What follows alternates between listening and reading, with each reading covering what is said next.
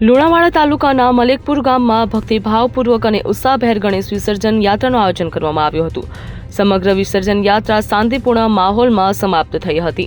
ગણેશ વિસર્જનની શરૂઆત મલેકપુરના પટેલ ફળિયાથી કરવામાં આવી હતી. યાત્રા દરમિયાન ડીજેના સાથે ભક્તોએ ઉત્સાહભેર નૃત્ય કર્યું હતું અને ગામભરમાં ગણપતિ બાપા મોર્યા, ઘીના લાડુ ચોર્યા જેવા નાદથી ગુંજી રહ્યા હતા.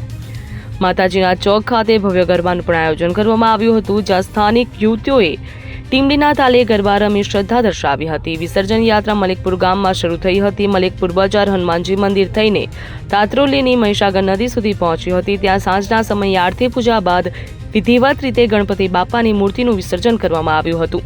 આ યાત્રામાં મલેકપુર પંથકમાં વિવિધ ગણેશ ભક્તો તેમજ મોટી સંખ્યામાં ગ્રામજનો ઉપસ્થિત રહ્યા હતા. બ્યુરો રિપોર્ટ, પાકો ગુજરાત.